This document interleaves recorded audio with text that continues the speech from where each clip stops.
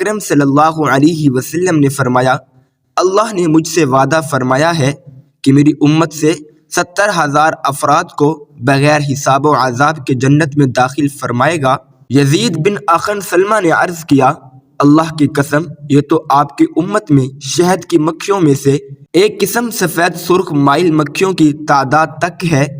حضور نبی اکرم صلی اللہ علیہ وسلم نے فرمایا، میرے رب نے مجھ سے 70,000 میں سے ہر 1000 کے ساتھ مزید 70,000 کو داخل کرنے کا وعدہ کیا ہے، یعنی ان 70,000 خوش بختوں میں سے ہر ایک اپنے ساتھ معیت اختیار کرنے والوں میں سے 70 افراد کو لے کر جنت میں جائے گا۔ اور میرے لیے اس نے مزید 3 چلواؤں کا اضافہ فرمایا ہے، اپنے حسب شان 3 چلو میری امت کے جہنموں کو نکال کر جنت میں داخل کر دے گا۔ ناظرین، رسول پاک صلی اللہ علیہ وسلم خطبہ حجۃ الوداع کے موقع پر جب اپنا آخری خطبہ دے چکے تو اپنے حجرے میں تشریف لے گئے۔ پھر جب آپ کو بے ہوشی ہوئی تو ایک شخص نے دروازے پر آ کر آپ صلی اللہ علیہ وسلم کو پکارا، السلام علیکم بیت النبوہ۔ کسی نے اس کی آواز کو سن کر یہ جواب دیا کہ اس وقت تمہیں آنے کی اجازت نہیں ہو سکتی۔ تو اس نے پھر سے پکارا اور آواز دی، السلام علیکم اہل بیت النبوہ۔ جب دوسری مرتبہ اس پکارنے والے نے پکارا تو اس وقت اس کی آواز رسول اللہ صلی اللہ علیہ وسلم کے کانوں تک پہنچی۔ تو آپ صلی اللہ علیہ وسلم نے پوچھا، اے فاطمہ، یہ کون ہے؟ تو انہوں نے عرض کیا کہ ایک شخص گھر میں آنے کی اجازت مانگتا ہے۔ یا رسول اللہ صلی اللہ علیہ وسلم، آپ پر اس وقت کیونکہ بے ہوشی کا غلبہ ہے لہٰذا ہم نے اسے اس وقت اندر آنے کی اجازت نہیں دی۔ تو آپ صلی اللہ علیہ وسلم نے فرمایا، اے فاطمہ، تمہیں نہیں خبر کہ یہ کون کھڑا اجازت مانگ رہا ہے؟ یہ گھروں کو ویران کرنے والا، قبروں کو آباد کرنے والا، بچوں کو یتیم کرنے والا، عورتوں کو بیوہ کرنے والا، دوستوں کو دوستوں سے چھڑانے والا، یہ ملک الموت حضرت عزرائیل علیہ السلام ہے، اسے جلدی اندر آنے کی اجازت دے دو۔ جب حضرت فاطمہ رضی اللہ تعالی عنہا نے یہ سنا کہ ملک الموت حضرت عزرائیل علیہ السلام آئے ہیں تو ساختہ رو پڑی، ہائے مدینہ آج ویران ہو جائے گا، یا اللہ تیرے رسول صلی اللہ علیہ وسلم تو آج جا رہے ہیں، یہ ملک الموت ان کو لینے آئے ہیں۔ ادھر ملک الموت مکان کے اندر تشریف لائے اور ادھر رسول اللہ صلی اللہ علیہ وسلم بے ہوش ہو گئے۔ حضرت فاطمہ رضی اللہ تعالی عنہا نے فرمایا، یا رسول اللہ صلی اللہ علیہ وسلم، آج آپ کو کیا ہوا؟ اور پھر بہت روئیں۔ تب آپ صلی اللہ علیہ وسلم کو ہوش آیا اور آپ صلی اللہ علیہ وسلم نے حضرت فاطمہ رضی اللہ تعالی عنہا سے فرمایا کہ اے فاطمہ، اتنا نہ رو، کیونکہ آپ کے رونے کے ساتھ آسمان کے فرشتے اور حاملان عرش روتے ہیں۔ رسول اللہ صلی اللہ علیہ وسلم نے اپنے ہاتھ سے حضرت فاطمہ رضی اللہ تعالی عنہا کے آنسو پہنچے اور فرمایا، ان قریب سب سے پہلے اے فاطمہ تم مجھ سے آ ملو گی۔ اور پھر آپ نے ملک الموت سے فرمایا کہ اے ملک الموت، آج جبرائیل علیہ السلام کہاں ہیں؟ انہوں نے عرض کیا، یا رسول اللہ صلی اللہ علیہ وسلم، اس وقت وہ 7ویں آسمان پر ہے اور آسمان کے ملائک حضرت جبرائیل علیہ السلام کو تعزیت دے رہے ہیں کہ اے جبرائیل علیہ السلام، آج تمہاری رسالت ختم ہوئی اور آج تمہارا قرآن پہنچانا بھی مکمل ہوا۔ اگر جناب محمد رسول اللہ صلی اللہ علیہ وسلم وفات پا گئے تو جبرائیل امین علیہ السلام بھی دنیا سے گئے۔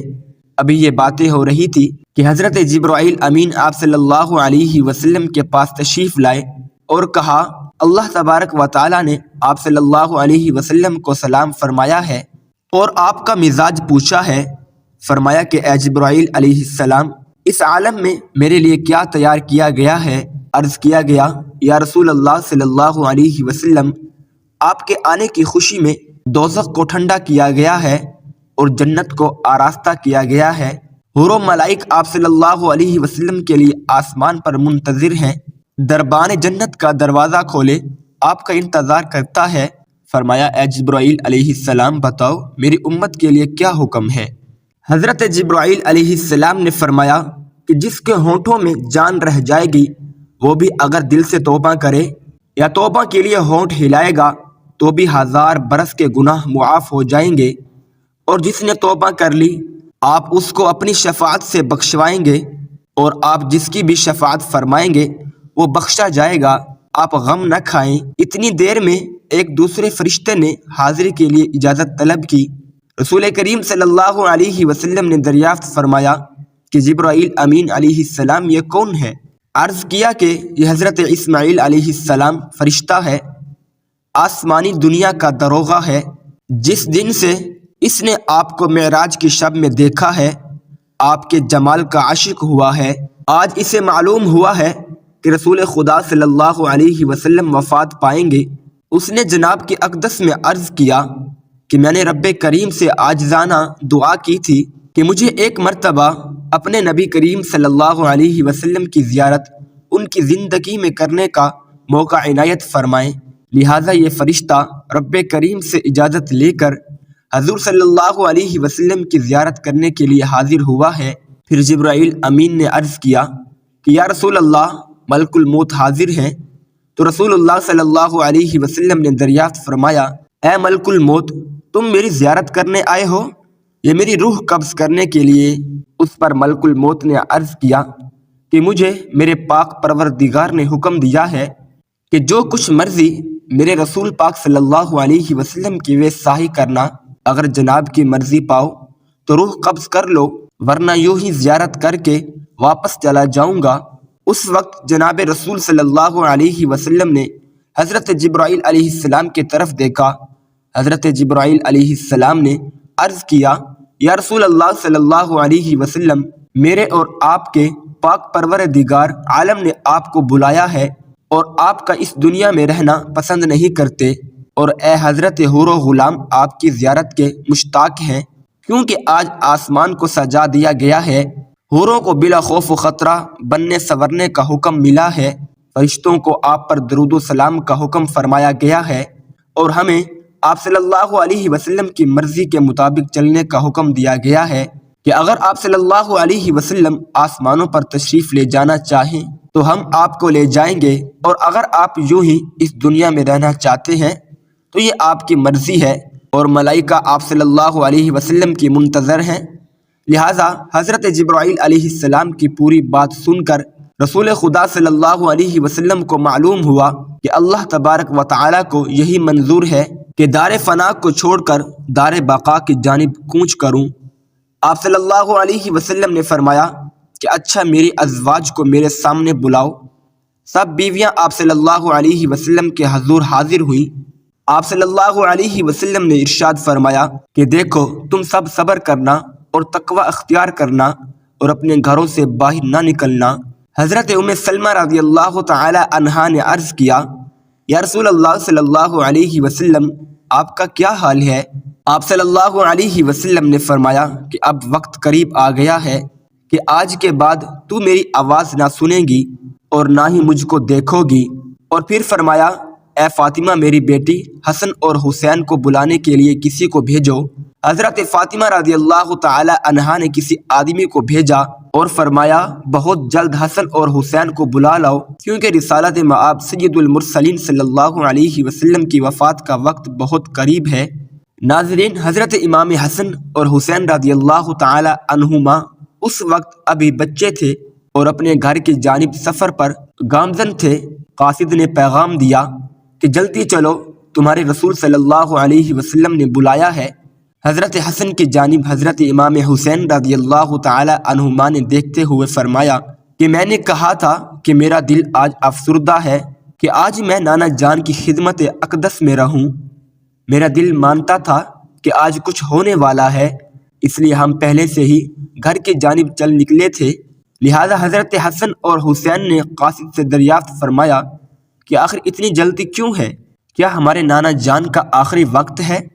کیا آپ صلی اللہ علیہ وسلم آج وفات فرمائیں گے؟ دونوں شہزادے گھبرائے ہوئے حاضر ہوئے۔ رسول اللہ صلی اللہ علیہ وسلم نے ان کو اپنے پاس بٹھا کر ان کے سر پر ہاتھ پھیر کر فرمایا کہ میری امت کے ظالم تم دونوں پر ظلم کریں گے۔ حضرت فاطمہ رضی اللہ تعالی عنہا نے عرض کیا کہ یا رسول اللہ صلی اللہ علیہ وسلم، اگر ان پر ظلم ہوگا تو یہ آپ صلی اللہ علیہ وسلم کے بعد کس کو کہیں گے؟ اس پر رسول خدا صلی اللہ علیہ وسلم نے فرمایا کہ اللہ ہی کافی ہے۔ حضرت حسن اور حضرت حسین رضی اللہ تعالی عنہم آپ کی وفات کی باتیں سن کر روئے۔ صحابہ کرام کا جو مجمع نبی صلی اللہ علیہ وسلم کے حجرے کے چاروں اطراف میں جمع تھا، وہ حسن حسین کی رونے کی آواز سن کر سب رونے لگے۔ حضرت جبرائیل علیہ السلام نے عرض کیا، یا رسول اللہ صلی اللہ علیہ وسلم، آپ کے بعد آپ کی امت کا والی کون ہوگا؟ یہ سن کر آپ صلی اللہ علیہ وسلم بھی بہت روئے، اتنا روئے کہ آپ صلی اللہ علیہ وسلم کا چہرہ انور آنسو سے تر ہو گیا۔ حضرت ام سلمہ رضی اللہ تعالی عنہا نے کہا کہ رسول صلی اللہ علیہ وسلم تو ہر صورت میں اچھی جگہ تشریف لے جاتے ہیں، آپ صلی اللہ علیہ وسلم کیوں روتے ہیں؟ فرمایا کہ میں اپنی امت سے جدائی کے صدمے سے روتا ہوں۔ جب صحابہ کرام کی رونے کی آوازیں بلند ہوئی تو آپ صلی اللہ علیہ وسلم نے فرمایا، اے علی، میرے حجرے کا پردہ ہٹاؤ کہ میں ایک آخری نظر اپنی امت کو دیکھ لوں۔ حضرت علی رضی اللہ تعالی عنہ نے حجرے کا پردہ اٹھایا اور صحابہ کو پاس بلایا۔ جب وہ دیوانوں کی طرح رونے لگے تب آپ نے فرمایا، اے مصیبت زاد لوگو، صبر کرو، میں جاتا ہوں تمہارے لیے حوض کوثر اور جنت کو آراستہ کرتا ہوں۔